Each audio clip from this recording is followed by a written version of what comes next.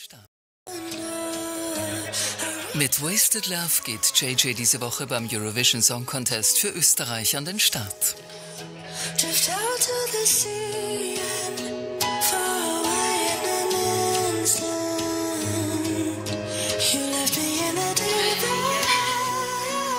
Den Hype rund um JJ können seine Schwester Jasmin und Mutter Lilly zu Hause in Wien noch nicht ganz fassen.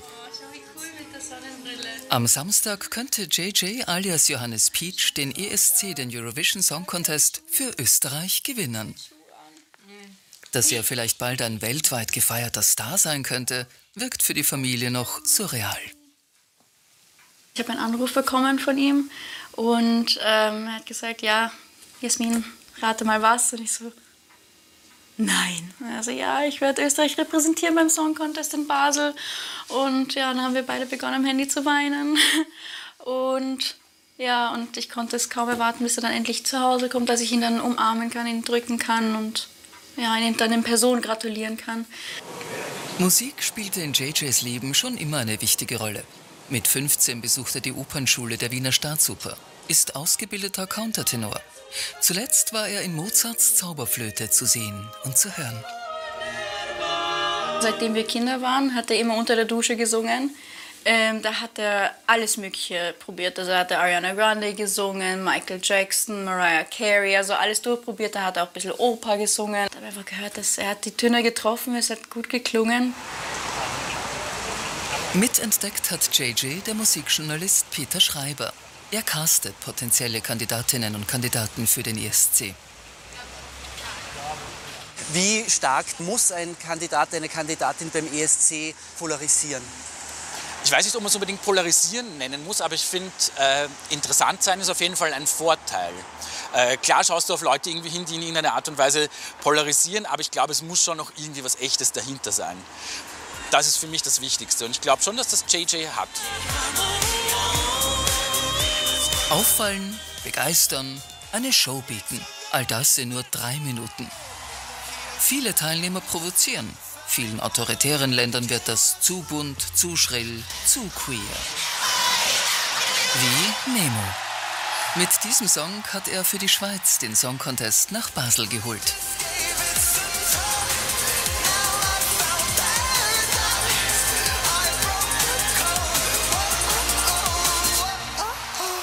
Der ESC bietet Bühne für die Performance beispielsweise von alternativen Geschlechtsvorstellungen, alternativen Männlichkeiten beispielsweise, gibt auch der queeren Community eine Stimme, die Möglichkeit sichtbar zu sein und ermöglicht es aber auch beispielsweise kulturellen, ethnischen Minderheiten, Stimme zu ergreifen, sich zu präsentieren. Magdalena Firnkranz lehrt am Institut für Popularmusik und beschäftigt sich intensiv mit künstlerischen Rollen auf der Bühne und ihren Auswirkungen auf die Gesellschaft. Also ich meine, dass es so ein ganz großer Wow-Effekt war nach dem Sieg von Conchita beim Song Contest. Politisch gesehen hat sich aber wenig geändert. Also es ist jetzt nicht so, dass da jetzt auf parteipolitischer Ebene besonders viel für queere Menschen getan wurde. Oft wird ja so von so dieser österreichischen Punsch-Krapferl-Mentalität gesprochen, außen pink, innen braun. Brutherd der Unzucht, Verfall des modernen Europa, LGBTIQA+-Propaganda, Reaktionen von autoritär regierenden Ländern. Viele von ihnen haben sich vom ESC längst verabschiedet. Ein Armutszeugnis findet Markus Triedremmel, der Präsident des österreichischen ESC-Fanclubs. Wenn ich mich in den letzten Jahren erinnere und vor allem schaue, was machen Nachbarländer wie Ungarn oder was macht die Türkei, die haben sich zurückgezogen und das hat auch einen Grund gegeben. Sie haben gesagt, ihnen ist das zu weltoffen, das Konzept. Es gibt Figuren eben wie Conchita, die vielleicht nicht so tauglich sind für Fernsehbilder in ihrem Land. Und ich finde das sehr, sehr dramatisch, dass teilweise einzelne Personen entscheiden können, was ist zulässig und was nicht. Ja? Was ist für die Gesellschaft auch ertragbar und was nicht. Und da denke ich, allein wenn ich solche Dinge höre, wie ertragbar zu sein, da müssen wir noch sehr, sehr viel tun. Und da ist die Eurovision ein ganz, ganz wichtiger Teil davon. Kritik und beleidigende Kommentare mussten auch JJ und seine Familie bereits im Vorfeld des ESC ertragen. Als Musiker, der selbst queer lebt, bekomme ihr Bruder JJ auf Social Media so einiges zu hören und zu lesen. Ich versuche mit ihm zu reden und frage ihn, wie er damit umgeht. Und er ist eigentlich viel cooler, was das angeht. Er sagt so, ja, schau, er nennt mich immer Ning. Er sagt, Ning, schau, die musst du ignorieren. Die Leute werden immer was kommentieren. Dann sage ich, ja, aber das ist so unfair, die kennen dich nicht einmal. Muss halt einfach da rein, da raus und muss man halt ignorieren. 37. Gegen Hass, für Gleichberechtigung.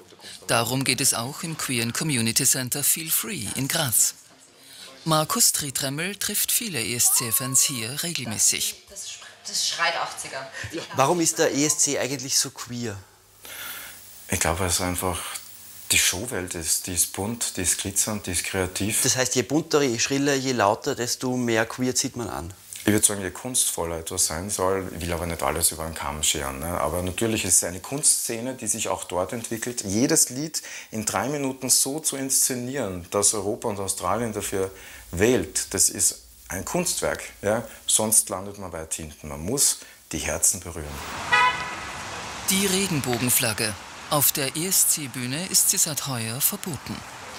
Im öffentlichen Raum häufen sich Angriffe gegen queere Personen. Rechtspolitiker wie Trump verabschieden Gesetze gegen Transmenschen. Anschläge gegen Pride-Veranstaltungen wurden geplant.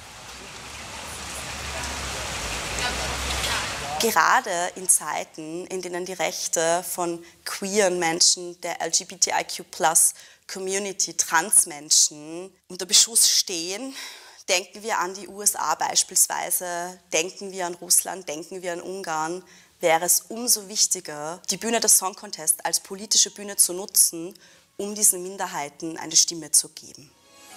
Österreichs Teilnehmer JJ ist bereits seit letzter Woche in Basel, dem Austragungsort des diesjährigen Eurovision Song Contest. Bei Jury und Publikum wird er seit langem als Favorit auf den Sieg gehandelt. Kann JJ diesem Druck standhalten? Also das ist halt schon so ein Druck, weil du hast das ganze Land, die was von dir erwarten und auch hoffen, dass du das für uns gewinnst. Ich kenne meinen Bruder nur als halt Rockstar, also der wird das schon rocken. Ich bin mal Optimist. Ja? Ich bin immerhin der Präsident des österreichischen Song Contest Clubs und ich sage, die Chance war schon lange nicht mehr so hoch, dass wir gewinnen. Wir sind noch nie in einer dermaßen hohen Favoritenstellung zum Song Contest gefahren. Wir sind bei den Buchmachern auf Platz 2. Vielleicht gelingt wirklich Platz 1. Und wenn ich mich auf die Länder festlegen müsste, würde ich sagen, Österreich machen wir Gold, oder? Hätte ich gesagt. Dann kriegen wir den Chance halt wieder.